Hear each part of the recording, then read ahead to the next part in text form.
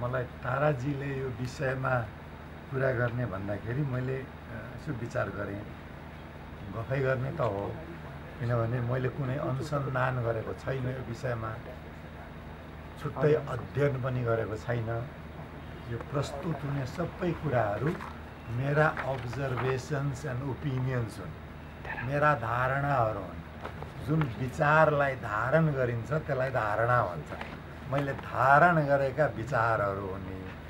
त्यसैले मलाई यसमाथि जति हक लाग्छ, यसको एकदमै विपरीत विचार राख्नेहरूको उत्तिकै आफ्नो धारणामा हक लाग्छ। यो स्लाइड टकिङ पोइन्ट्स हो, गफ गर्नको लागि उठाइएको मेरो लट्ठी हो यो। त्यसैले यो साइट गर्नको लागि होइन। एट्रिब्युट चाहिँ गर्न सकिन्छ। यस्तो चर्चामा सिकेलालले त यस्तो भनेको थियो भन्न चाहिँ पाइन्छ।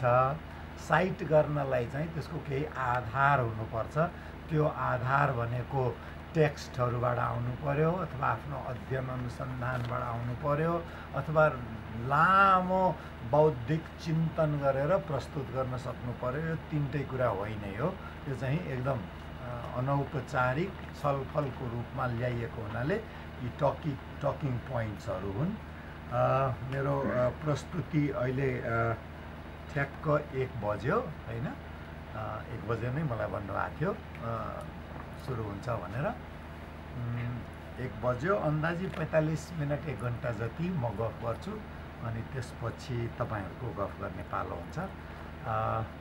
दलितको मुद्दा पृष्ठभूमिमा छ, तर कुरा मेरो त्यति मात्रै होइन। यो चाहिँ रुखको कुरा भन्दा पनि म बगैँचाको कुरा पनि गर्छु र बगैँचाभित्रको अरू रुखहरूको कुरा पनि गर्छु, जसले कि तपाईँहरूको आफ्नै सोचलाई स्पष्ट तुल्याउन केही मद्दत पुगोस्। यो कुरा चाहिँ नेपालमा आन्दोलनको सुरु हुनासाथ क्रान्तिको रूपमा भन्ने हो भने त 7 सालको क्रान्तिको कुरा हुन्छ, अनि त्यसपछि माओवादीहरूले गर्ने भनिएको क्रान्तिको कुरा हुन्छ।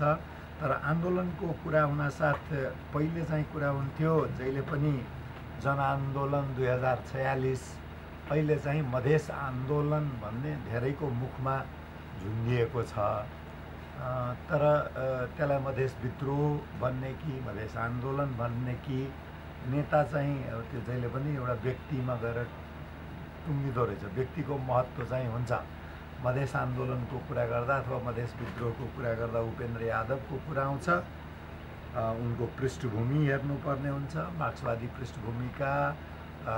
पहिले चाहिँ मार्क्सवादीहरूसँग लागेका, तत्पश्चात मार्क्सवादी लेनिनवादीसँग लागेका, अनि माओवादमा लागेका, माओवादबाट पनि अटाउन नसकेर त्यहाँबाट उछिट्टिएर निस्केर वैचारिक आन्दोलन सुरु गरेका, अनि मधेस आन्दोलनको नेतृत्व लिएका। त्यो चाहिँ केही हदसम्म हिंसात्मक पनि पटक पटक हुन पुग्यो, दाङमा भयो जस्तो, गौरमा हुन पुगेको जस्तो, र अन्ततः मूलधारको राजनीतिमा एउटा स्थापित हुन पुगेका। त्यसले गर्दाखेरि यो मधेस आन्दोलनमा लाई अध्ययन गर्ने रुचि चाहिँ धेरैमा जागेको छ।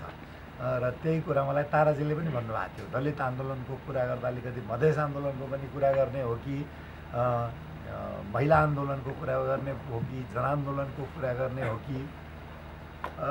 यस परिप्रेक्ष्यमा हेर्ने हो भने 2-4 कुरा अलिकति स्पष्टता चाहिन्छ। यो सामाजिक आन्दोलन भन्ने कुरो पहिले हो के, त्यो एउटा बुझ्नुपर्छ।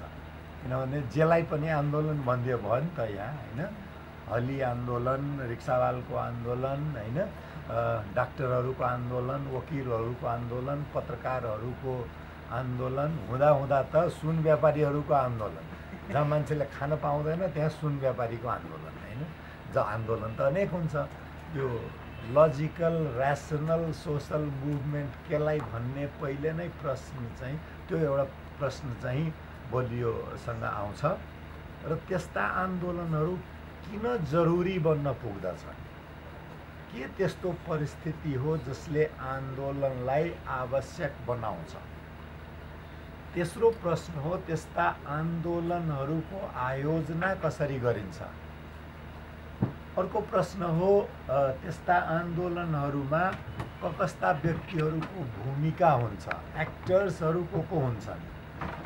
त्यसपछि यदि आन्दोलन सफल भयो भने त्यसको संस्थाकरण कसरी गरिन्छ र असफल भयो भने त्यसका पाठहरू कसरी स्थापित हुन्छन्। दुवै कुरा इन्स्टिट्युसनलाइजेसन नै पर्छ।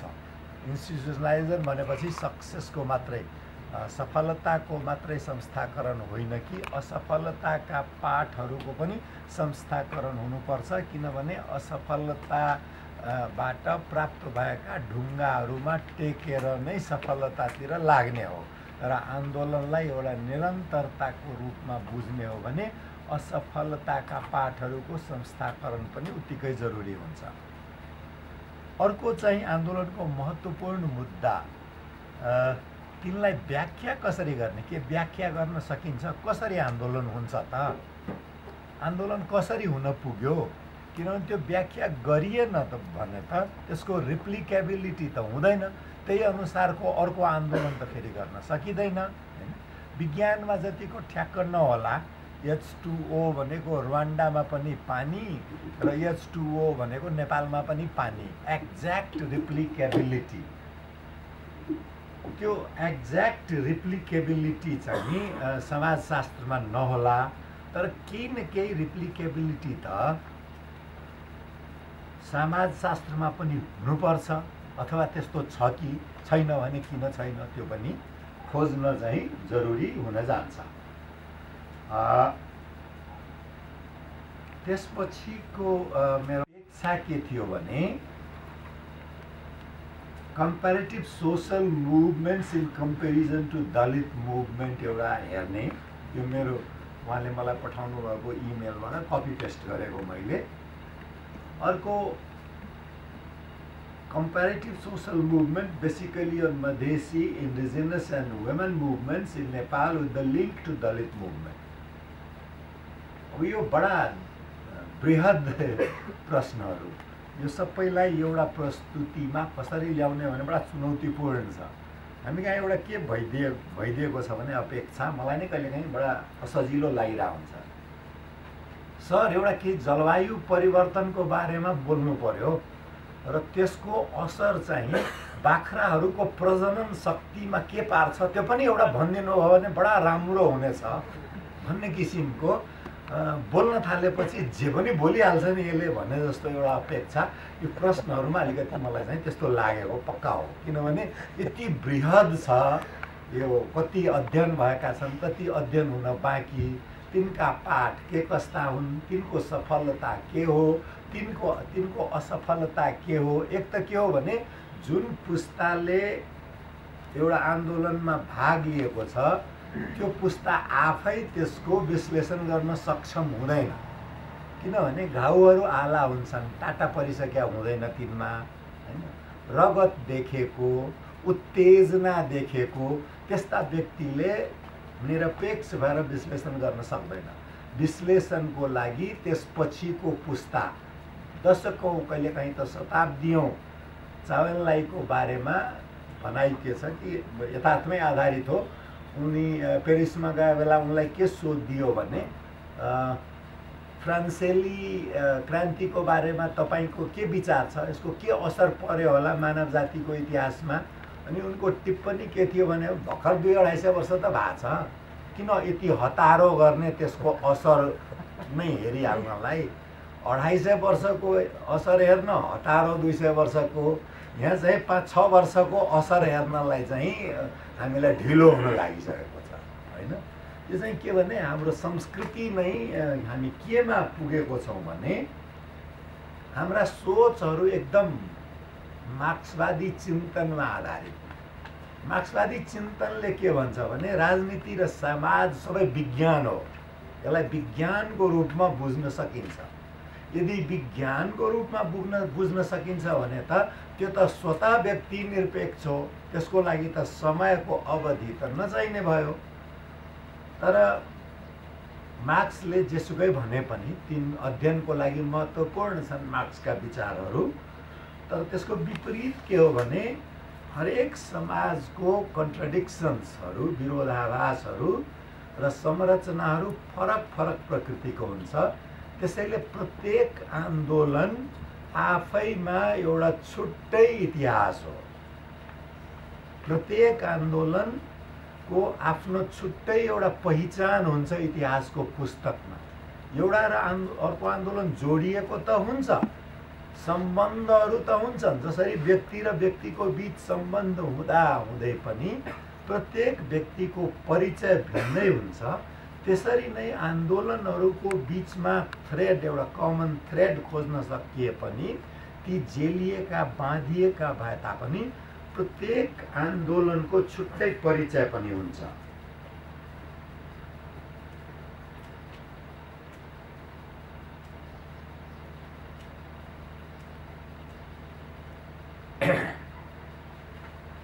आन्दोलनमा त्यसलाई उद्यमशीलता देखाउने व्यक्तिहरू जसले आन्दोलन सञ्चालन गर्छन्, तिनको विचारधारा, तिनको पृष्ठभूमि, समाजको संरचना, त्यसपछि आर्थिक अवस्था, आर्थिकको कुरा त मार्क्सले पनि गर्छन्, त्यो सबैको असर पनि आन्दोलनमा परिरहेको हुन्छ।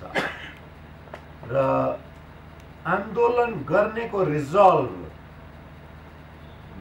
निर्क्योल, छनौट, निश्चितता, दृढता, त्यसको महत्त्व पनि आन्दोलनमा हुन्छ। र त्यो सँगसँगै हरेक आन्दोलनको विपरीत चाहिँ त्यसलाई रोक्न खोज्ने शक्ति पनि हुन्छ। त्यो रेसिस्टेन्स चाहिँ कस्तो छ त्यसको पनि उत्तिकै महत्त्वपूर्ण हुन्छ, त्यो पनि उत्तिकै महत्त्वपूर्ण हुन्छ। र आन्दोलनहरूको निष्कर्षमा पुर्याउने कुरालाई यो जर्मनको शब्द हो युग विचार भनेर अनुवाद गर्न सकिन्छ, जेटजिस्ट।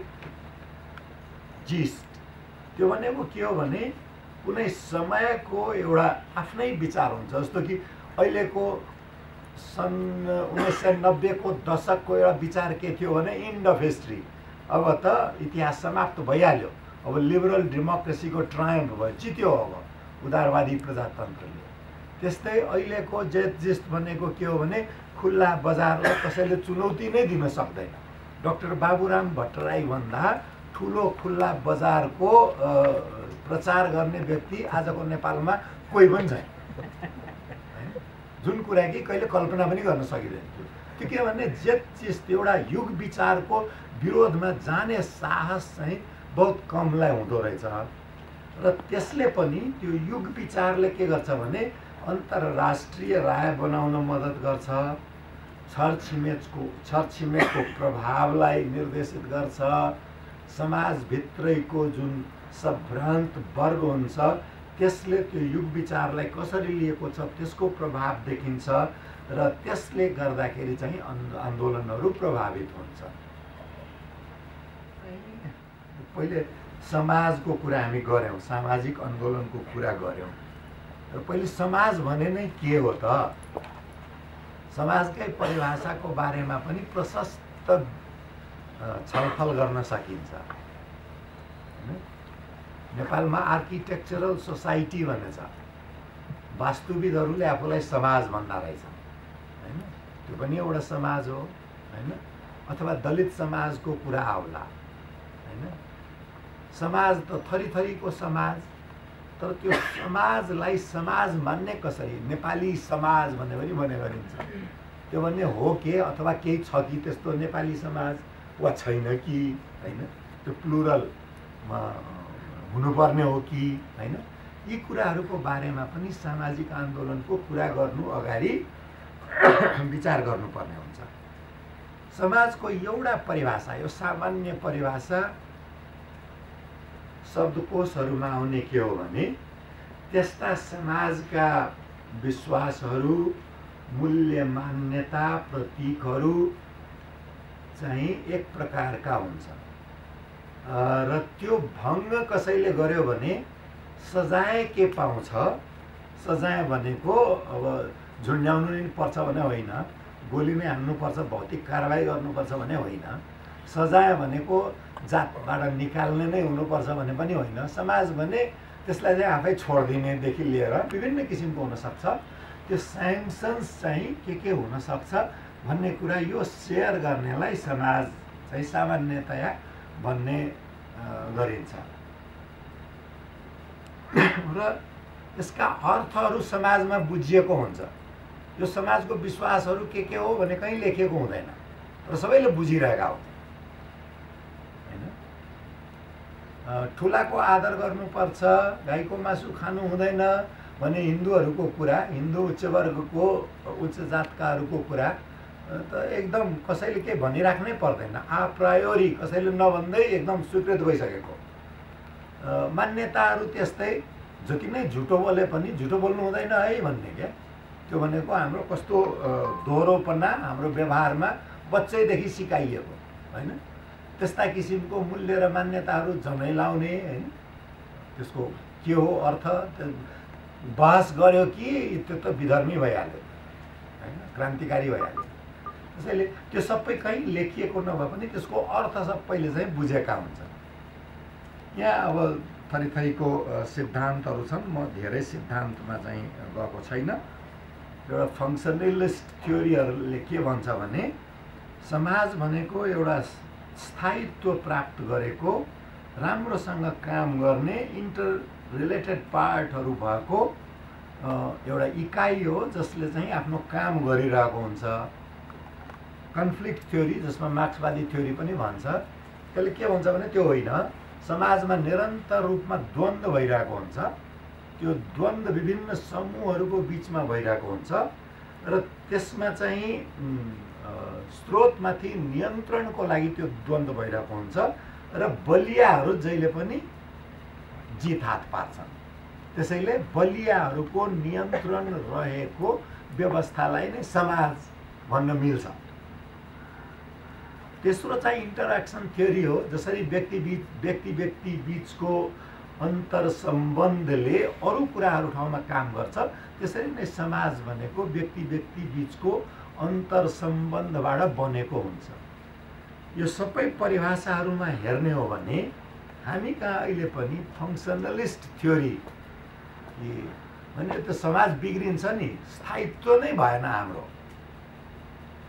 समाज त एकदम जसलाई जे मन लागे पनि गरे हुने भयो, अराजकता भयो भन्दाखेरि हामी कता न कतै किसिमबाट जहिले पनि यो स्थायित्वको खोजी, स्टेबल हुनुपर्छ सोसाइटी भन्ने हाम्रो चाहनाबाट हामी अझै पनि मुक्त हुन सकेका रहन्छौँ। बेलामा पनि स्थायित्वको यस्तो चाहँदा हुँदै पनि समाज कसरी मुभ गर्छ, कसरी अगाडि वा पछाडि जान्छ त? आन्दोलनहरू किन हुन्छन्? Why movements happen? सबभन्दा ठुलो कुरा त जब यथास्थितिबाट असन्तोष बढ्यो भने आन्दोलनको बीजारोपण हुन्छ। दोस्रो त्यतिले मात्रै हुँदैन, बीजारोपण गर्दैमा रुख उम्रिन्छ भन्ने त छैन, बिरुवा उम्रिन्छ भन्ने त छैन। त्यसको लागि त्यो भूमि तयार गर्ने भने जब यो लाग्न थाल्छ कि होइन यो यथास्थितिमा परिवर्तन ल्याउन सम्भव छ, असम्भव लागेसम्म त गोडमेलै गर्दैन होइन। जब सम्भव लाग्छ अनि मात्रै गोडमेल गर्छ, मान्छेले पानी दिन्छ होइन, मलखाद हाल्ला, सम्भव लागेपछि, भलै नहोला तर सम्भव लागेको चाहिँ हुनु पर्यो।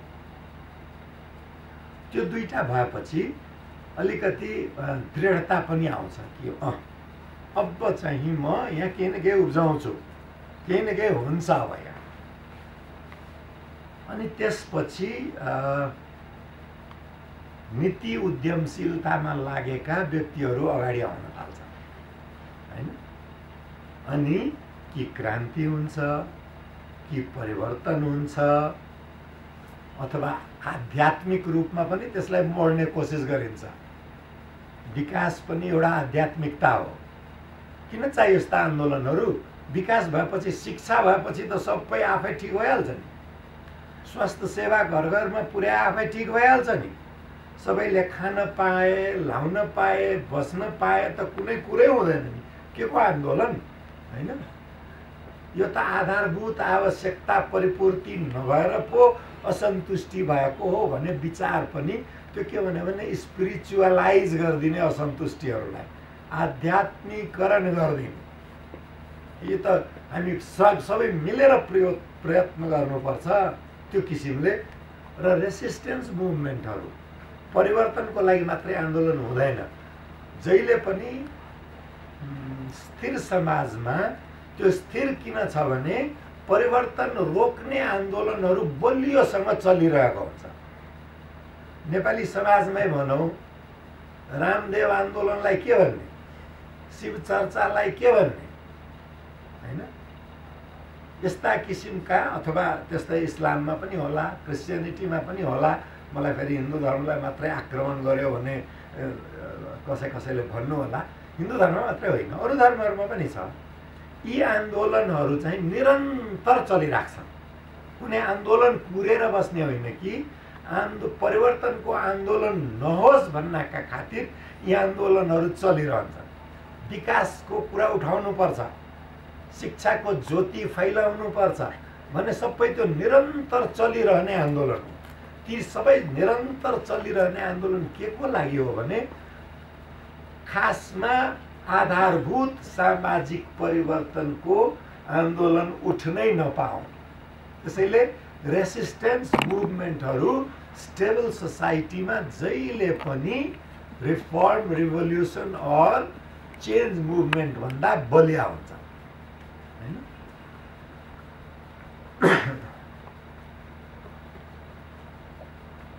नेपालमा सामाजिक आन्दोलनको इतिहासको कुरा गर्ने हो भने भएको मकै पर्वको कुरा ल्याउँछन् कसैले, त्योभन्दा अगाडि योगमायाको कुरा ल्याउँछन्, हैन? त्योभन्दा पनि अगाडि के थापा जनजाति लखन थापाको कुरा आउँछ, विशेनगरचीको सल्लाहको कुरा आउँछ। यस्ता कुराहरू यो के हो भने जब समाजलाई लाग्छ कि अब हामीले केही सम्बल खोज्नु पर्यो भने यस्ता कुराहरू खोजिँदा रहेछ। तर सङ्गठित रूपमा नेपालमा सामाजिक आन्दोलनको इतिहासलाई हेर्ने हो भने त्यो चाहिँ मूलतः 1950s मै, अर्थात् 2007 सालको आन्दोलन। त्योभन्दा अगाडिको राजनैतिक आन्दोलन पनि मूलतः, त्योभन्दा अगाडि त्यही आन्दोलन पनि मूलतः त इन्स्पायर्ड बाई द किङ, राजाद्वारा चाहिँ इन्स्पायरेसन पाएको हो नि त। जो यथास्थितिको प्रतीक पुरुष छ उसैले आधारभूत परिवर्तनको आन्दोलनको सुरुवात त गर्दैन। तर के भयो भने जब सुरुवात भयो यथास्थितिवादी शक्तिको हातबाट फुत्क्यो। कतिसम्म भन्न थालियो भने 7 सालपछि कि कसैलाई दशा लागोस् तर काङ्ग्रेस नलागोस्। किनभने दशा लाग्यो भने त उपाय थाहा छ, ज्योतिष कहाँ गयो हुन्छ, पशुपतिमा लाख बत्ती बाल्यो हुन्छ, पूजा गराए हुन्छ, यज्ञ हवन गराए हुन्छ। काङ्ग्रेस लाग्यो भने त यो सबै परिवर्तित हुने भयो, जातपात जाने भयो, जनै फालिने भयो, दलित भान्सा कोठामा पस्ने भए, पूजा कोठामा बस्ने भए, नछुने आइमाई चाहिँ पूजा गर्ने भइन्, ढोका खोल्ने भइन्, माथि ढोका चोटामा उक्लिने भइन्।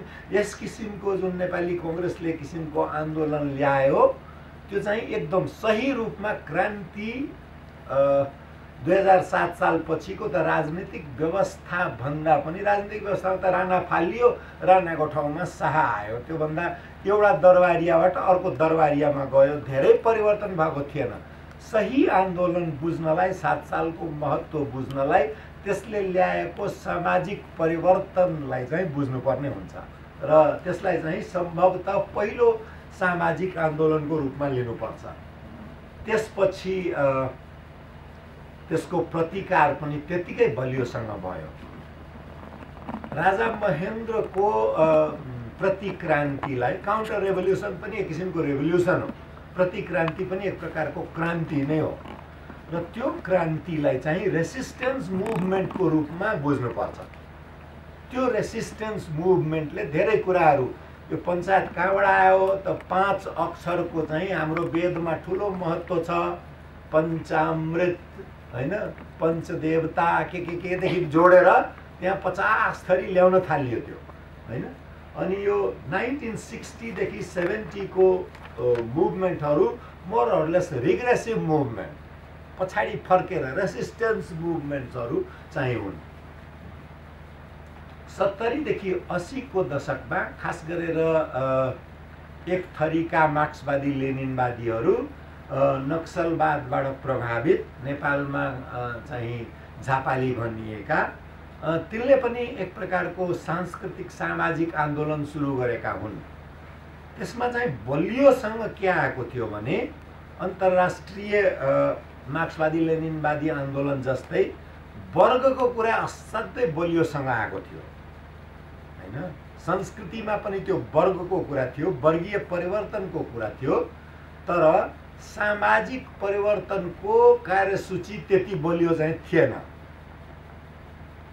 खासमा छुवाछुत हटाउनु पर्छ हैन, दलितहरूको पनि जागृति ल्याउनु पर्छ, मधेसी भन्ने शब्द त अब पापै सम्झिन्थ्यो त्यति बेला हैन। तर हाम्रा तराईवासी दाजुभाइ दिदीबहिनीहरूलाई पनि जागृत तुल्याउनु पर्छ भन्नेसम्म चाहिँ स्वीकृत शब्दावली भइसकेको थियो हैन।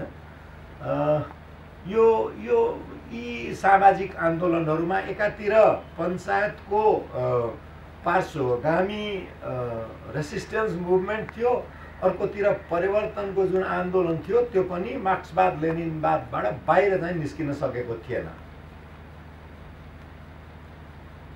यो एकदम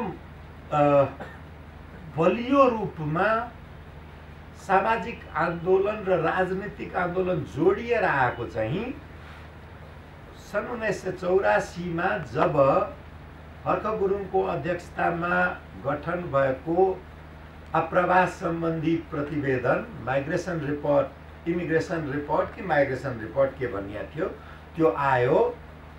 त्यसले के भन्यो भने झन्डै झन्डै मधेसीहरूलाई दोयम दर्जाको नागरिकमा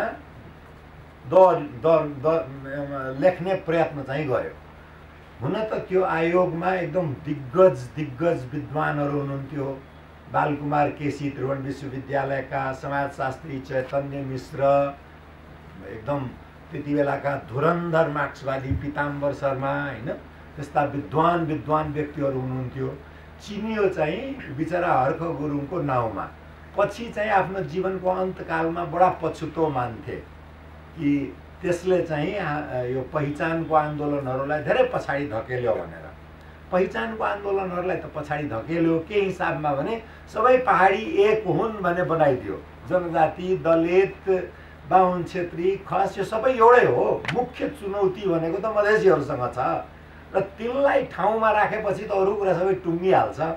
त्यसैले एकातिर पहाडका सामाजिक आन्दोलनहरू कमजोर बन्न पुगे, अर्कोतिर मधेसको सामाजिक आन्दोलनको राजनीतिकीकरण भयो र त्यसपछि चाहिँ कांग्रेस पृष्ठभूमिको हुनुहुन्थ्यो।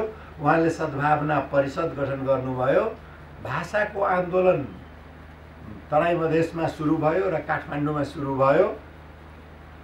खास ठ्याक्ठ्याक्कै यो 80 तिर नै के भयो भने अफगानिस्तानमा अमेरिकीहरू सोभियतहरूसँग लडिरहेका थिए र हारिरहेका थिए। हुन त त्यो प्रक्सी वार थियो, आफै लडिरहेका थिएनन्। तर अमेरिकीहरूमा के थियो भने जसरी नै कम्युनिस्टहरूले हामीलाई भियतनाम देखाइदिए, हामी चाहिँ अफगानिस्तानलाई सोभियत रुसको भियतनाम बनाइदिन्छौँ। र त्यसमा तिनले के फेला पारे भने कम्युनिस्टसँग लड्ने हो भने पहिचानभन्दा ठुलो अस्त्र कुनै हुँदैन। अनि रिगनले व्हाइट हाउसमा बोलाएर त्यहाँको तालिबानहरूलाई के भन्यो भने तिमीहरू त हाम्रा पुर्खाहरू फ्रिडम फाइटरहरूका आधुनिक रूप हौ, तिनकै बराबरीका हौ। र एउटा संसारभरि नै पहिचानको आन्दोलनलाई उठायो भने कम्युनिस्टहरूलाई अलिकति ठिठाउमा राख्नुपर्छ भन्ने किसिमको विचार चाहिँ आयो। र 1960 देखि नै क्रियाशील रहेको जुन विकासे संस्थाहरू, पहिले ग्यासोसहरू विकासे संस्थाहरू थिए, यी विकासे संस्थाहरूलाई चाहिँ अधिकारको आन्दोलनमा पनि ल्याउने प्रयासहरू चाहिँ हुन थाल्यो। र यसै क्रममा हुन त यो प्रत्युत्पादक देखियो। पछि नेपालमा माओवादी आन्दोलन हुँदाखेरि बडा चतुराईपूर्वक माओवादीहरूले पहिचानको आन्दोलनलाई आफ्नो आन्दोलन बनाइदियो। अनि त्यसैले त्यो चेकमेट भन्छ नि, त्यो शतरन्जको खेलमा, चेसमा त्यसरी त्यो चेकमेटेड भयो त्यो स्ट्र्याटेजी। तर त्यसको आइडियोलोजिकल रुट चाहिँ 3 ताक चाहिँ पक्कै हो। र यो 80 कै दशकमा चाहिँ महिला आन्दोलनको सुरुवातको रूपमा हेर्न सकिन्छ।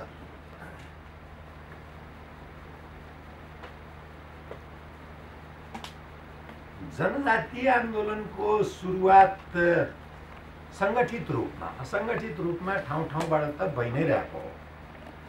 सङ्गठित रूपमा के भयो भने खास गरेर तराई मधेसमा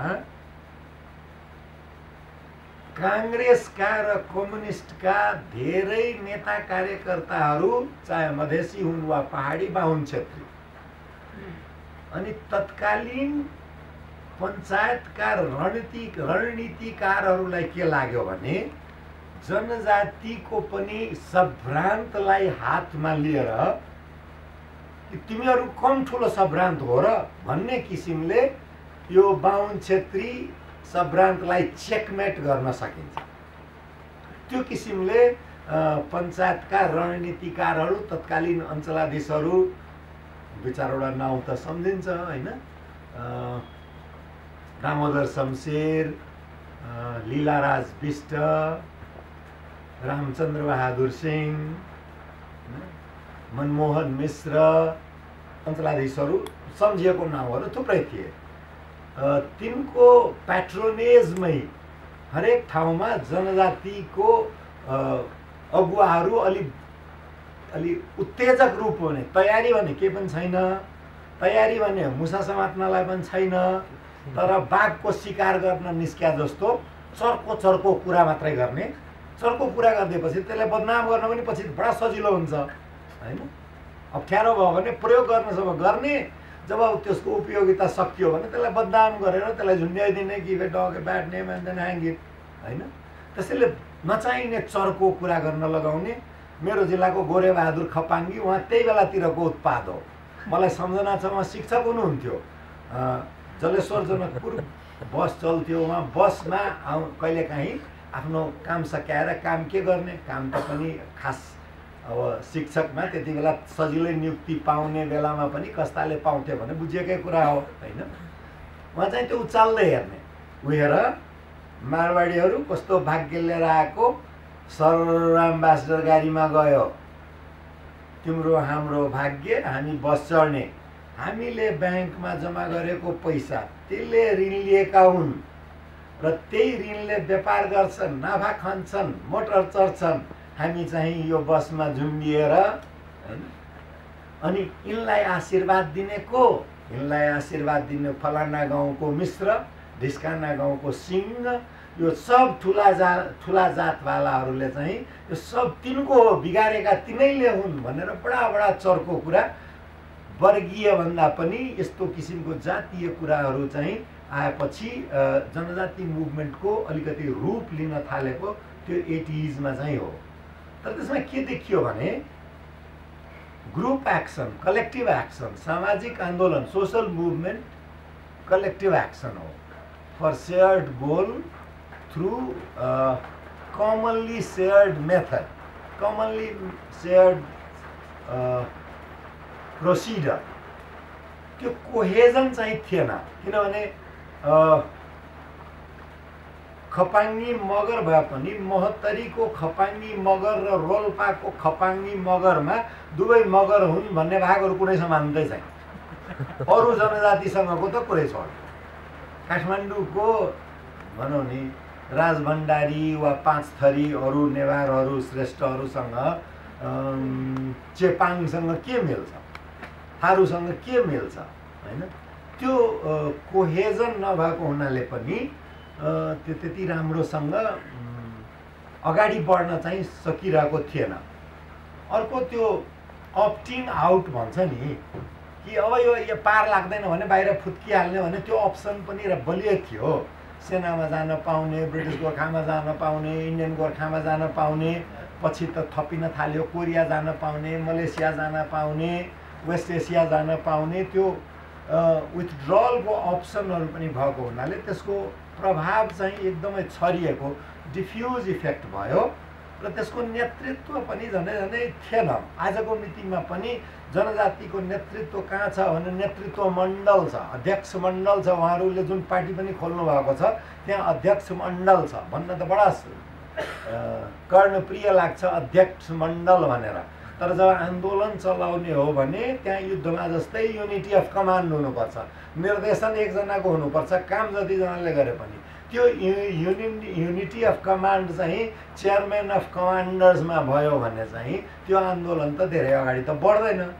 त्यसैले आवाज चाहिँ स्थापित भएको छ जनजाति आन्दोलनहरूको, तर त्यो आवाज स्थापित हुनु बाहेक चाहिँ अरू धेरै अगाडि आजको मितिसम्म पनि बढेको देखिँदैन।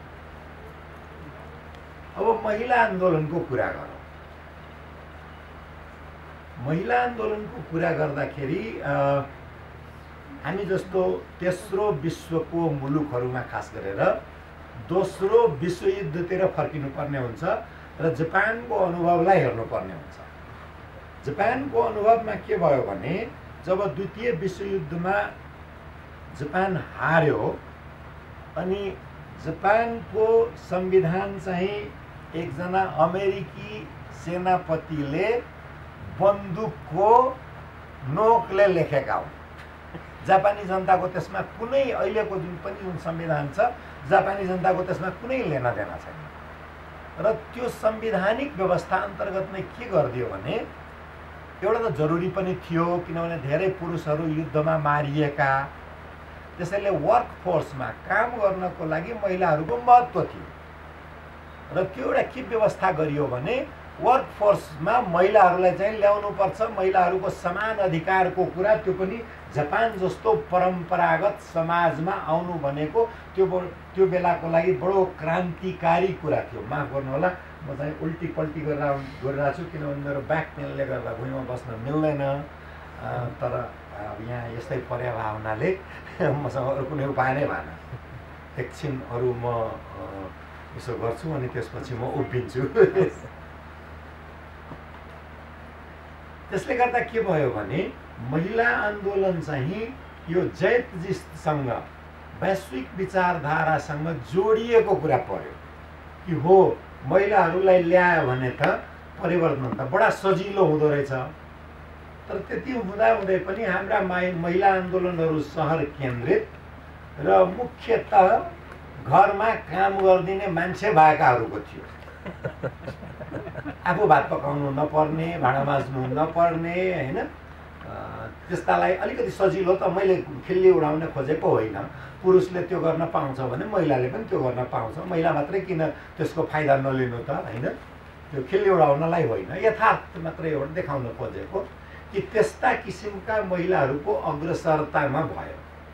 अब त्यस्ता किसिमको महिलाहरूको अग्रसरतामा हुनासाथ के हुन्छ भने दुध भात पनि खान पाएनौ भन्ने एजेन्डा कार्यसूची मात्रै आउँछ क्या। तिनले कमलरी देख्दैनन्, तिनले देखेको कमलरी त घरमा सहयोगी हो, काम गर्नेहरू हो, तिनको पनि केही भावना होला, तिनका केही विचार होलान् भने त हुँदैन। फेरि यो सहर केन्द्रित सभ्रान्त केन्द्रितमा भने के हो भने एउटा सांस्कृतिक अभ्यासको कुरा गरौँ, नछुने बेला असजिलो होइन, त्यो त छुट्टी मनाउने बेला हो रे, होइन, काम गर्नु के पनि नपर्ने भने त त्यसमा त केही नराम्रो हुँदै भएन नि त। बिहान उठ्नु पनि परेन, किनभने चोखो पानी ल्याउनु पनि पर्दैन, पुछ्नु पनि पर्दैन, पूजा पनि गर्नु पर्दैन, सबैले अरूले गर्ने भएपछि त छुट्टीको बेला।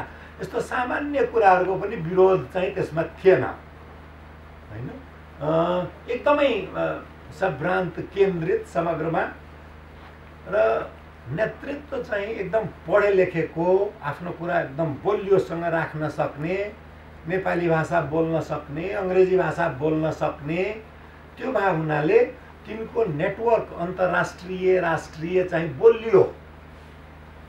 त्यसले गर्दा महिला आन्दोलनको अहिलेसम्मको आजसम्मको पनि अभ्यास तपाईँले हेर्नुहुन्छ भने सडकबाट चाहिँ केही पनि न माग गर्छन् न दाबी गर्छन्, अदालतबाट खोज्छन्। सबै कानुनी प्रक्रियाबाट आइरहेको छ महिला आन्दोलनमा। त्यो बाटो अरू आन्दोलनहरूलाई सजिलै उपलब्ध छैन हैन। र अदालतमा पनि जुन किसिमको अनुहार देखिन्छ त्यसले गर्दाखेरि कामरेड न्यायाधीशहरूलाई के लाग्न थाल्यो भने अब त कामरेड न्यायाधीश भन्न सुरु गरे भयो अब हैन। कामरेड न्यायाधीशहरूलाई के लाग्न थाल्यो भने के भयो त, छोराको सट्टा बुहारीले खान्छन्, ज्वाइँको सट्टा छोरीको हातमा आउँछ, राम्रै कुरा हो नि, हाम्रै भित्र त रहने भयो, बाहिर जाने त डर छैन नि त हैन। जुन कुरा कि मधेसी आन्दोलनमा, जनजाति आन्दोलनमा, दलित आन्दोलनको हकमा लागू हुँदैन, किनभने त्यो परिवार बाहिर जान्छ। तर महिलालाई दिएको अधिकार त यो सम्भ्रान्तलाई के लाग्यो भने यो त आफ्नै परिवारभित्रको कुरा नै हो, यसले खासै फरक पर्दैन, जे भन्छन् सबै गर्दै हुन्छ, आखिर जे गर्नु छ त्यो घर परिवारभित्र सल्लाह गरेर गरौँला र त्यो सल्लाह गरेर यथास्थितिले नै निरन्तरता पाउने पक्का छ।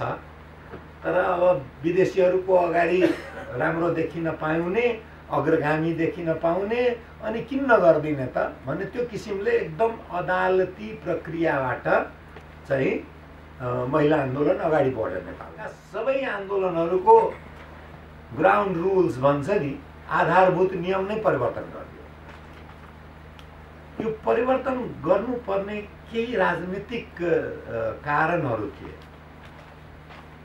एउटा त के भयो भने मधेसमा एउटा के अनुभूति भयो, 7 सालमा आन्दोलनमा हामी अगाडि, 32 सालमा आन्दोलनमा हामी अगाडि, 36 सालमा हामी आन्दोलनमा अगाडि, 46 सालमा हामी आन्दोलनमा अगाडि, 62-63 मा हामी आन्दोलनमा अगाडि, राजा ज्ञानेन्द्रको कालमा सबभन्दा ठुलो के अरे पब्लिक मिटिङ, जनताको सम्मेलन हुने जनकपुरमा। तर जति पटक सडकमा ओर्ले पनि हाम्रो हातमा त केही नहुने रहेछ भन्दाखेरि यो त अन्तिम बस हो, यो अन्तरिम संविधान भनेको अन्तिम बस हो, यो बस अब छुट्यो भने अहिलेसम्म त राजाले संविधान दिने गरेका थिए, अनि त त्यसको विरोध गर्ने आधार रहन्थ्यो। संविधान सभाले नै संविधान बनाइदियो र त्यसमा पनि हामी छुट्यौँ भने त अब खैरियत छैन।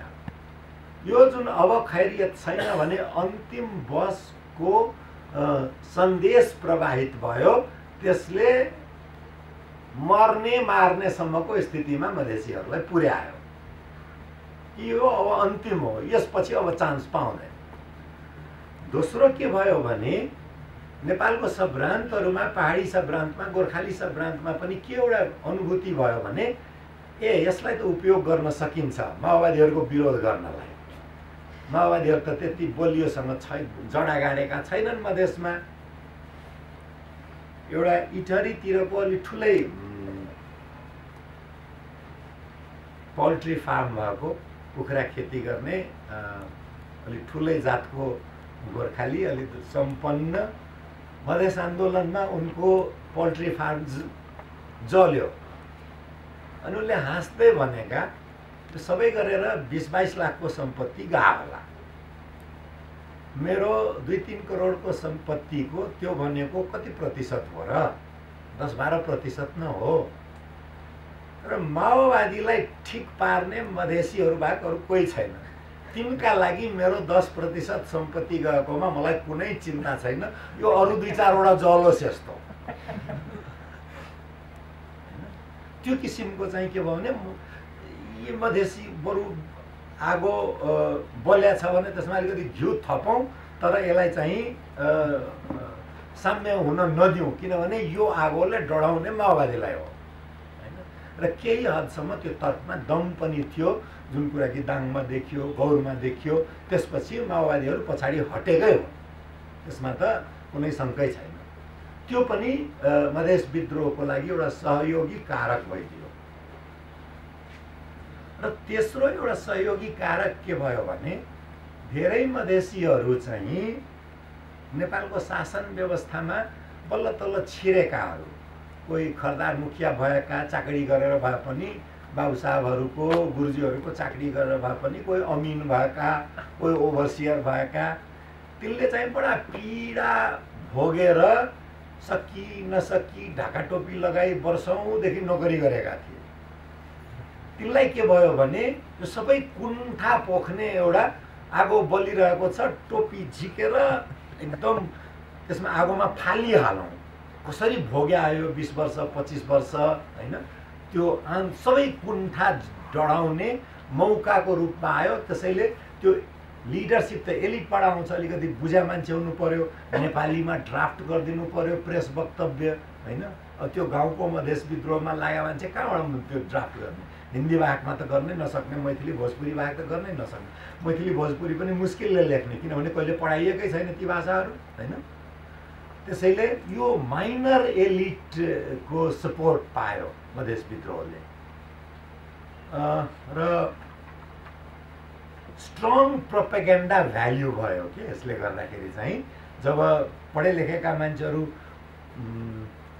पूर्व सचिव गृह सचिव रामानन्द मिश्र नाउँ सुन्दै त होइन यस्ता यस्ता मान्छेहरू पनि रहेछन् होइन, पूर्व सचिव कृषि सचिव रत्नेश्वर लाल कायस्थ होइन, पूर्व मन्त्री के अरे महन्त ठाकुर, पूर्व मन्त्री जयप्रकाश प्रसाद गुप्ता, ठुलो प्रोपेगेन्डा भ्याल्यु नेसनली र इन्टरनेसनली चाहिँ त्यसले पायो। र मध्यम वर्गमा पनि एक किसिमले के भयो भने मध्यम वर्ग त अवसरको खोजी गर्ने हो, यो अवसरको समानता भएन भने त हाम्रो त भविष्य छैन भने भयो र त्यो पनि मधेस विद्रोहमा होमिए, ती पनि होमिए। तर मेरो व्यक्तिगत विचारमा सबभन्दा ठुलो असर रेमिटेन्स इकोनोमीको परेको हो। त्योभन्दा पहिले के थियो भने जीविकाको आधार दुईटा मात्रै थियो, कि त खेतीपाती कि त राज्यको विकास कार्यक्रमहरूमा सहभागिता होइन, त्यो बाटोमा काम गर्ने, नहरमा काम गर्ने होइन, अथवा सान्तिनो पिउनको नोकरी गर्ने के हो, यो दुईटा भन्दा थिएन। यो रेमिटेन्स डिप्रेसनले के गर्यो भने एउटा ठुलो रकम एउटा यस्तो वर्गको हातमा ल्यायो जुन कि अपहेलित थिए, पीडित थिए र तिनलाई इम्पावरमेन्ट महसुस भयो पहिलोचोटि। पैसा छ तर त्यो अनुसारको इज्जत त छैन र त्यो यदि इज्जत खोज्ने हो भने आन्दोलन नगरी सम्भव छैन भन्दाखेरि चाहे नगेन्द्र पासवानले बन्दुक उठाउने स्थिति होस्, जयकृष्ण गोइतले बन्दुक उठाउने स्थिति होस् अथवा आन्दोलन गर्ने मधेसवादी पार्टीहरू हुन्, तिनको मिडल क्याडर बीचको कार्यकर्ताहरूमा चाहिँ कतारबाट फर्केका तर कोरिया जान मलेसिया जान कुरिरहेका होइन, त्यस्तो जमात ठुलै भयो क्या त्यो। तिनले बुझ्या छन्, देख्या छन् र सहन तयार छैन होइन। त्यसले चाहिँ ठुलो एउटा बल दियो। सबैजनाले प्लिज मोबाइल सेन्सन त्यसको केही असर चाहिँ सङ्गठनमा पनि पर्यो र त्यो सङ्गठनमा असर के थियो भने लुजबाट, छरिएकोबाट सङ्गठित रूपमा अहिले पनि तपाईँ जानुभयो भने मधेसवादी पार्टीहरूको जुनसुकै पार्टी, यो पार्टी ऊ पार्टी होइन, काठमाडौँमा नेता सबै बुढाखाडा देखिन्छन्, तर जुनसुकै जिल्लामा जानुस् यदि कार्यकर्ता हेर्नुभयो भने त्यो एज ग्रुप 15 देखि 35 पनि बढी भयो, 15 देखि 25 को बिचको हुन्छ हैन। त्यो ऊर्जा चाहिँ छ र यो ऊर्जालाई चाहिँ मधेस आन्दोलनले एकदमै राम्रोसँग चाहिँ उपयोग गर्यो। अब यो क्लासिक प्रोसेस भन्छ कि सामाजिक आन्दोलनहरू कस्ता हुन्छन् भने सामान्यतया ती स्वैच्छिक हुन्छन्, ती अचानक आउँछन्, धेरै मान्छेहरू त्यसमा सहभागी हुन्छन्, स्थापित मूल्य र मान्यताहरूको उल्लङ्घन गर्छन् ती सामाजिक आन्दोलनहरूले र ती सँगै किन रहन सक्छन् भने उद्देश्यको समानता रहेको हुन्छ। त्यस्ता सामाजिक आन्दोलनहरू 4 चरणबाट सामान्यतया गुज्रिन्छन्। पहिलो त त्यसको उदय हुन्छ, विकसित हुन्छ वा उदय हुन्छ, त्यसपछि त्यो सङ्गठित हुन्छ, सङ्गठित भएपछि त्यसको संस्थाकरण हुन पुग्छ र संस्थाकरण भएपछि संस्थाकरण भन्दा पनि ब्युरोक्रेटाइजेसन भनेको कर्मचारी तन्त्र ठ्याक्क मिल्दैन, त्यो प्रक्रिया आधारित बन्न पुग्छ। एजेन्डा आधारित, एजेन्डा बेस्ड होइन कि प्रोसेस बेस्ड। प्रक्रिया मिलाएर ल्याउनुहोस्, हैन, कम थ्रु प्रोपर च्यानल्स भन्ने हुन्छ नि। नेतालाई सोझै भेट्न पनि नपाउने, आफ्नो कार्यकर्ता छ, ऊ चाहिँ गएर अब त्यहाँ पिएलाई कुरा गर्नुपर्ने होला, समय पाउनु पर्ने होला। एकजनाले हिजो मात्रै विदेशीले मलाई के भन्दै थियो भने पहिले प्रचण्डका मान्छेहरू चाहिँ टाइम लिदिनु पर्यो विदेशीसँग भने कोसिस गर्थे, अहिले चाहिँ टाइम लिनको लागि चिठी पठाएको, एउटा चिठी पेरिस डाँडामा पठायो, कसलाई बुझाउनु हो भने फोन आउँछ, अर्को चिठी लाजिमपाटमा दिएको, कसलाई बुझाउनु हो भन्छ, पिएलाई फोन गर्यो कुन विषयसँग सम्बन्धित छ, ए विकास भने हाम्रो अर्थ विभाग मार्फत जानुपर्छ भन्छ, अर्थ विभागमा कुरा गर्यो, ए व्यक्तिगत भेटघाट हो भने त त्यो उहाँको पर्सनल सेक्रेटरीसँग कुरा गर्नुपर्छ भन्छ, हैन। यो किसिमको प्रक्रियामा चाहिँ जेल लिने कुरा ब्युरोक्रेटाइजेसन हो। त्यसको चाहिँ त्यो ठ्याक्क कर्मचारीकरण, कर्मचारी तन्त्र भन्ने मिल्दैन। यो प्रोसेसमा चाहिँ बेस हुन जाने, त्यसमा हुन जान्छ र अन्ततः त्यो ओर्लिन थाल्छ। मधेस आन्दोलनको यो तीनटै आन्दोलनहरूको रिभ्यू गर्ने हो भने जनजाति आन्दोलन चाहिँ अहिलेसम्म कोलेसको लेभलमा, सङ्गठित हुने लेभलमा पनि पुगिसकेको छैन। महिला आन्दोलन चाहिँ प्रक्रियाको अवस्थामा पुगिसकेको छ। मधेस आन्दोलन चाहिँ अझै पनि इमर्जेन्सकै अवस्थामा छ।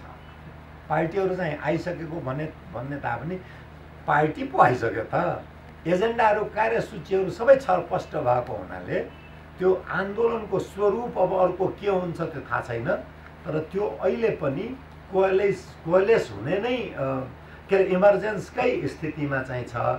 डिक्लाइनमा चाहिँ नेपालमा सुरु भएको जसलाई मूलधारको सामाजिक आन्दोलनहरू भन्छ, सन् 1950 तिरको 2007 साल पछिको ती आन्दोलनहरू चाहिँ डिक्लाइनमा छ। तर रेसिस्टेन्स मुभमेन्ट पनि फेरि इमर्जेन्सकै अवस्थामा छ। चाहे कमल थापाको कुरा गरौँ अथवा ज्ञानेन्द्रको मन्दिरहरूको भ्रमणको कुरा गरौँ, रेसिस्टेन्ट मुभमेन्टहरू हो नि, त्यसलाई मुभमेन्टकै रूपमा लिनुपर्छ। आखिर प्रतिक्रान्ति पनि क्रान्ति हो। त्यो सबै चाहिँ एगेन इमर्जेन्सकै लेभलमा चाहिँ छ। त्यो सबै मुभमेन्टहरूलाई हेर्ने हो भने अब यो राख्न मिल्छ भन्ने कुरा चाहिँ मेरो 5 मिनट मात्रै बाँकी छ, त्यसैले म अलिक छिटो चाहिँ भन्न कोसिस गर्छु। कोहेजन मिल्ने जसरी जनजातिहरूमा त्यसरी दलितहरूमा पनि अभाव छ। पहाडी दलित, मधेसी दलित कहाँ गएर मिल्ने भन्ने चाहिँ ठुलो कुरा गर्न सक्ने नै अवस्था छैन। भाषा मिल्दैन, सोच मिल्दैन, जीवनशैली मिल्दैन, संस्कृति मिल्दैन।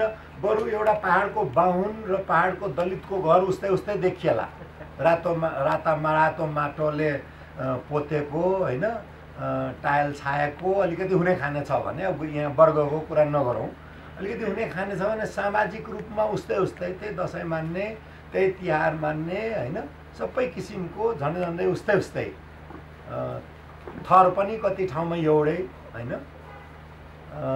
त्यसैले तर त्यो मधेसी र पहाडी दलितको विभाजन चाहिँ बडा बलियो छ। अर्को चाहिँ के भने मधेसीको दलितहरूको बिचमै पनि आफू मध्येको विभाजन र पहाडी दलितहरू बिचको पनि आफू मध्येको विभाजन चाहिँ एकदमै, मधेसका ठुला जात बिचको विभाजन, पहाडका ठुला जात बिचको विभाजन पनि नभएको होइन, जनजाति बिचको विभाजन पनि नभएको होइन। तर त्यो के भने तिनमा अलिकति आत्मविश्वास आइसकेको हुनाले त्यो विभाजन सजिलोसँग तोड्ने गर्छन् तिनले। तर दलितहरूमा त्यो नयाँ किसिमको त्यो विभाजन बुझ्ने पनि अलिकति हैसियत प्राप्त गरेपछि न हो। अनि हैसियतवालाहरूले आफ्नो शक्तिको प्रयोग गर्ने भनेको त त्यही विभाजन मार्फत हो। त्यसैले त्यो विभाजनहरू चाहिँ दलित आन्दोलनमा बलियो छ। अर्को त्यो एकदमै प्रभाव क्षेत्र साह्रै छरिएको 75 जिल्लामा हुने जम्मा 2टा जात मात्रै हो, क्षेत्री पनि होइन खासमा। किनभने मधेसमा क्षेत्रीहरूको उपस्थिति, क्षेत्रीय राजपूत एउटै मान्ने हो भने पनि क्षेत्रीहरूको उपस्थिति हरेक जिल्लामा खोज्न अलिक गाह्रै हुन्छ। अहिले बसाइसराई भएर गएको बाहेक र सहरी क्षेत्रमा गएको बाहेक। तर जिल्लाको कुरा नगरौँ, गाविसको कुरा गरौँ। 4000 गाविसमा झन्डै 4000 गाविसमा पाउने 2टा जात मात्रै हुन्छ, बाहुन र दलित हैन। सो डिस्पर्स्ड, एकदम छरिएको। बाहुनको त ब्राह्मणस्य ब्राह्मणो गति भने छ, एक अर्कोसँग तुरुन्तै एउटै भइहाल्छन्। कुन गोत्रको भनेपछि त्यहाँ कुरा आइहाल्छ। बिहेबारी चल्छ कि चल्दैन हैन, नातागोता कहाँ पर्छन्, मूल थलो कहाँ पर्यो हैन, चारधाम जान भ्याउनु भएको छ कि छैन हैन, छोरी के अरे कन्यादान गर्न भ्याइसक्नु हो, छोराहरूको व्रतबन्ध भयो, कुरा धेरै मिल्छ हैन। फरक भन्दा मिल्ने कुराहरू धेरै छ। त्यसैले त्यो 4000 गाविसमा रहेका भए तापनि हजारौं थरी रहेको भए तापनि सबै ब्राह्मण एउटै हुन्, सबै बाहुन एउटै हुन्। तर सबै दलित चाहिँ त्यस किसिमले एउटै छैन, त्यो छरिएको प्रभाव छ।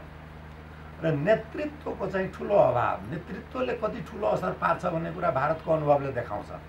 एउटा अम्बेडकर, एउटा जगजीवन राम अथवा एउटा काशीराम, एउटा मायावती नभइदिएको भए के हालत हुन्थ्यो होला त्यो दलितहरूको हैन। ठुलो असर गर्छ। किनभने यस्तो एउटा नेता, म भारतमा पढ्दाखेरि पहिलोचोटि बेङ्गलोरमा हुँदाखेरि दलितका नेता जगजीवन राम थिए। उनी कहाँ भेट गर्न आउनेलाई दलितले खुट्टा छोयो भने यसो उठाइदिएर एक थप्पड दिन्थे। सधैँ त झुक्यौ, अब तिम्रै मान्छे मन्त्री हुँदा पनि झुक्ने, यस्तो बानी गर्नु हुँदैन। गला मिल्ने हो। मुसलमानहरूलाई हेर कसरी सोझै छाती मिलाउँछन्। तर कोही बाहुन उनका आइपुगेको छ भने आफ्नै गाउँको किन्न होस्, तिनलाई चाहिँ खुट्टैमा ढोगाउँथे। किनभने एउटा सिम्बल हो, प्रतीक हो। 5000 वर्षदेखिको यो चलन, यसलाई चाहिँ नउल्ट्याएसम्म यो बदलिँदैन, उल्ट्याउनु चाहिँ पर्छ। त्यो देखेको मैले। अर्कोचोटि म भारतमा अलिगढमा पढ्दाखेरि भर्खर काशीराम उदाउन थालेका भित्ताहरूमा हात्तीको तस्बिर देखिन थालिएको थियो। चुनावमा एउटा पनि सिट जितेका थिएनन् काशीरामले, बहुजन समाज पार्टीले जितेको थिएन। उनले चाहिँ मायावतीका भनेका रे आइएएस को तयारी गर्दै थिइन्।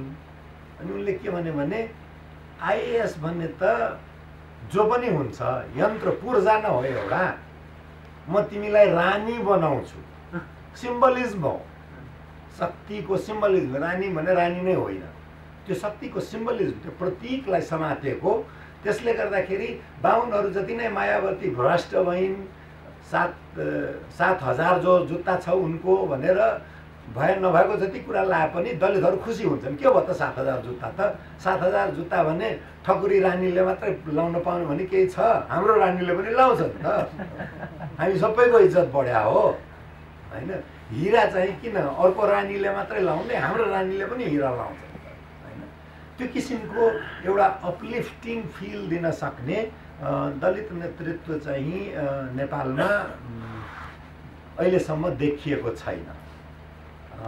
अब नेतृत्व कसरी आउँछ भन्ने कुरा फेरि छुट्टै विषय हो कि नेतृत्वको उदय कसरी हुन्छ। एकजना ठुलो सम्भावना भएको व्यक्ति हुनुहुन्थ्यो, मेरो मित्र। उहाँ चाहिँ एकदम अकाल मृत्युमा पर्नुभयो हैन। अब त्यही किसिमको एक्सपोजर, त्यही किसिमको आर्टिकुलेसन भएको व्यक्तिहरूको खोजी एकजना दुईजना होइन कि एकजना मात्रै खोज्यो भने त्यो पुग्दैन। 10-20 जना खोजेपछि त्यसमा बल्ल 2-4 वटा माथि चाहिँ विश्वास आउन सक्छ। अर्को के भने यो प्रोसेस अफ कोअप्टेसन, तुरुन्तै चाहिँ आफू हातमा लिदिहाल्ने। एउटा प्रोजेक्ट दिएर हुन्छ कि हैन, एक ठाउँमा मनोनयन गरिदिएर हुन्छ कि एउटा आइएनजिओमा झुन्ड्याइदिएर हुन्छ कि, त्यो कोअप्टेसनको प्रोसेस बडा बलियो छ। यहाँको मायावतीलाई रानी बनाउँछु किन चाहिँ कलेक्टर बन्न जाने भन्ने सक्नेहरू हैसियतको कोही पनि छैन क्या। मौका पाएछौ यार, मौका पटक पटक आउँदैन, मौकामा गइहाल्नुपर्छ भन्ने किसिमको सिकाउनेहरू मात्रै छन्। यस्तो मौका कहाँ पाइन्छ पटक पटक? मौका पनि कोही छोड्छ? गइहाल्नुपर्छ यस्तोमा भन्ने किसिमको। लोकसेवा पास गरे मान्छे पार्टी चलाएर बस्ने? जानुपर्छ, अधिकृत बन्न जानुपर्छ होइन। त्यो किसिमले अधिकृत भन्ने आफू त राम्रै गर्छ होइन। एउटा सन्देश पनि जान्छ कि दलित पनि अधिकृत हुन सक्छन् र चलाउन सक्छन् भनेर, दलित पनि राजदूत हुन सक्छन्, चलाउन सक्छन् भनेर होइन। एउटा सन्देश त जान्छ, तर त्यसले एउटा के हुन्छ भने सामाजिक आन्दोलनको नेतृत्व गर्न सक्ने व्यक्ति समाजले गुमाउँछ। अर्को अन्तर्राष्ट्रिय लिङ्केजेसहरू पनि साह्रै कमजोर। और वातावरणको कुरा गरौँ, महिलाको कुरा गरौँ, एड्सको कुरा गरौँ होइन, जे कुरा गरे पनि इन्टरनेसनल लिङ्केजेस बनाउन सजिलो हुन्छ। दलितको इन्टरनेसनल लिङ्केजेस बडा गाह्रो। स्लेभरी त हटाइसक्यो पश्चिमा समाजबाट। यो दलित भने भारत नेपाल बाहेक र केही हदसम्म बङ्गलादेश पाकिस्तान बाहेक गरेर जाने हो भने यो हो के कुरा होइन। जाति प्रथा हटाएपछि त आफै हटिहाल्छ नि भन्ने किसिमको। अथवा ती सबै क्रिस्चियन भइहाले अथवा बुद्धिस्ट भइहाल्यो भने त हटिगयो नि। तिनलाई थाहा छैन कि सिखमा यो हटाएको सुरुदेखि नै हो। दलितहरूलाई सिख भइसकेपछि नामधारी सिख भनेर त्यो हटाएको 500-600 वर्ष भइसक्यो, तापनि तिनलाई अहिले पनि समाज बाहिर हेरिन्छ होइन। 500 वर्ष 100 वर्ष अगाडिको कुरा। इस्लाममा दलितबाट मुसलमानमा भएको भारतमा उदाहरणहरू 600-700 वर्ष अगाडिदेखिको तिनलाई पनि मुसलमानको दलितै भएर ती बसेका छन् होइन। यो त जातपात मात्रै हटाउने कुरा होइन रहेछ त। यो त्योभन्दा गहिरो रहेछ। हाम्रो चाहिँ एकदम साइकेमा, मनस्थितिमै चाहिँ एकदम बलियोसँग ढुङ्गामा कुदिएको अक्षर जस्तो भएर बसेको कुरा रहेछ होइन। त्यसैले गर्दा इन्टरनेसनल लिङ्केजेस चाहिँ एकदम कमजोर र कति ठाउँमा जसलाई नदेखिने सांस्कृतिक हतकडी भन्छ। मेरो दलित साथी मेरो घरमा आए बेला कसैले उसलाई रोक्दैन, तर ऊ आफै मेरो पूजा कोठामा जान हच्किन्छ। सजाय पाउला भने कुनै डर होइन त्यहाँ होइन। किन गर्ने हो? जरुरी के छ र होइन? अथवा मलाई नै पाप लाग्छ यो होइन। यस्तो किसिमको मान्यतामा खास गरेर, किनभने यही समाजको उपज न हो हामी, यही शिक्षा प्रणालीबाट आएको, यही गुरुहरूको प्रवचन सुनेको, यही पुस्तक पढेको होइन, सबै यही हो। अनि यो इन्भिजिबल ह्यान्डकप्सले हामीलाई चाहिँ बलियोसँग बाँधेर राखेको छ। यी सब कारणहरूले गर्दाखेरि चाहिँ दलित आन्दोलनलाई अरू आन्दोलनहरूको तुलनामा लागेर हेर्ने हो भने कमजोर देखिन्छ। तर हामी कहाँ के चलन छ भने एउटा खालि समस्या मात्रै देखाउनुहुन्छ, समाधान भन्नुहोस् नि भने। अब त्यसको ठाडो उत्तर त के हुन्छ भने समाधान मलाई थाहा छैन। त्यो थाहा भइदिया भए त म के भइसक्यो हुन्थ्यो नि त। थाहा नभएर त त्यही शङ्का उपशङ्काले गर्दा त यही लेखे पढेर बसेको छु होइन। नेतृत्वमा जानलाई कुनै शङ्कै हुनु हुँदैन। मलाई धेरै शङ्का छ, त्यही भएर म पढ्ने लेख्ने काम गर्दैछु, मलाई थाहा छैन। तर त्यो हाम्रो यस्तो भइसकेको छ कि यो लेनिनको उक्ति what is to be done, हामी कहाँ त धेरै वामपन्थी सोचको प्रभाव छ। What is to be done भन्नुहोस् नि, निकास के भने टिभीमा मलाई सोधिरहेको हुन्छ क्या। अरे बाबा, निकास त्यो प्रचण्डलाई थाहा छैन, सुशील कोइरालालाई थाहा छैन, झलनाथलाई खनाललाई थाहा छैन, मोहन ठाकुरलाई थाहा छैन, बडा बडा विद्वानहरू के अरे लोकराज बराललाई थाहा छैन होइन। 101 व्यक्तिलाई नेपाललाई त्यत्रो के अरे सल्लाह दिने विदेशी कूटनीतिज्ञहरूलाई थाहा छैन। यो सिकेलाल बबुरोलाई के थाहा होला निकास होइन। मलाई निकासकै थाहा छैन। तर त्यति भन्दा भन्दै पनि हाम्रो चलन हो बिरालो बाँध्ने होइन। अनि त्यो एउटा बिरालो चाहिँ बाँध्नै पर्ने रहेछ। अनि त्यसपछि त्यो यज्ञ गरिसकेपछि त्यो सबै हातको पुसुस खोलेर के गर्छ नि, त्यो पानीमा के भन्छ त्यसलाई, टिपिकल टर्म छ त्यसको होइन होइन। कुनै पूजापाठ गरिसकेपछि हातबाट पुस खोलेर अनि त्यो वरेभर त्यो एउटा चलन छ के त्यो भने सब देवतालाई अनि गच्छ गच्छ भने जल छर्किने गणेश पूजितोषी स्वस्थानम गच्छ होइन फलानो स्वस्थानम गच्छ अब पूजा सकियो आफ्नो आफ्नो ठाउँमा जाऊ भने जस्तो यो चाहिँ यो कर्मकाण्ड हुँदो रहेछ कि उपाय के त अनि त्यो कर्मकाण्ड पनि गरिहालौँ त्यो कर्मकाण्डमा एउटा त सबभन्दा अम्बेडकरको प्रिस्क्रिप्सन हो that can not be better त्योभन्दा बाहिर केही छँदै छैन त्यो तीनवटा शब्दमा सबै कुरो छ उनले के भन्छन् भने एडुकेट अर्गनाइज एन्ड एजिटेट जागरण ल्याऊ सङ्गठन बनाऊ र विद्रोह गर चलाऊ चलाऊ चलाऊ होइन तीनटा शब्द मात्रै जागरण सङ्गठन विद्रोह मैले चाहिँ त्यसमा थपिने केही कुराहरू आजको अम्बेडकरको कालखण्डभन्दा हाम्रो कालखण्ड अलिक फरक भइसक्यो त्यो फरक स्थितिमा चाहिँ नेटवर्क त्यो नबनाइकन चाहिँ अबको राजनीतिक कार्यसूची अगाडि जाँदैन दोस्रो बिल्ड कोअलिसन नबनाइकन हुँदैन एउटा समूहले मात्रै ठुलो आन्दोलन गर्ने भने मेरो विचारमा मधेस विद्रोह अन्तिमै हुनुपर्छ अब बेगर कोअलिसन भारतमा दलितहरूले पनि मायावतीले पहिले बाहुनहरूसँग कोअलिसन बनाउनु पर्यो नि त होइन अहिले के कुरा हुँदैछ भने बाहुनहरू चाहिँ फर्के यसलाई विश्वास गर्नु नसकिने रहेछ बरु योभन्दा विश्वासिलो राजपूतहरूसँगको कोअलिसन बरु बलियो हुन्छ कि भन्ने चाहिँ त्यहाँ खोजी भइरहेको छ त्यस्तै अलि धेरै पछाडि परेका पिछडा वर्ग तिनीहरूसँग जुन कि झन्डै दलित जस्तै छन् खालि पानी चल्छ त्यति हो तर अरू हिसाबमा दलित बराबरै छन् तिनीहरूसँग चाहिँ कोअलिसन बनाउन सकिन्छ कि भन्ने खोजी चाहिँ हुँदैछ त्यसैले build coalition and resist कोअप्टेसन efforts होइन यो तपाईँले नजिकै देखिएको सानो कुहिएको फलमा लोभ गर्नुभयो भने रुखको माथि अलि धेरै राम्रोसँग पाकेको पोसिलो फलहरूसम्म तपाईँलाई पुग्न दिइने छैन होइन जुठोबाट कुहिएको भाग काटेर बाँकी खाउको स्थितिमा मात्रै रहने हो कि होइन रुखमै चढेर छानेको रोजेको आँप अथवा स्याउ अथवा सुन्तला के हो त्यो टिप्ने हो त्यो चाहिँ निर्णय गर्ने यो कोअप्टेसन इफोर्ट चाहिँ एकदम रेसिस्ट गर्नुपर्छ मैले 1 घन्टा भनेको थिएँ 1 घन्टा 5 मिनट भएछ 5 मिनट बढी बोलेँ अब मेरो पालो सकियो अब तपाईँहरूको पालो मैले यहीँ बिसाएँ हात उठाउनुहोस् है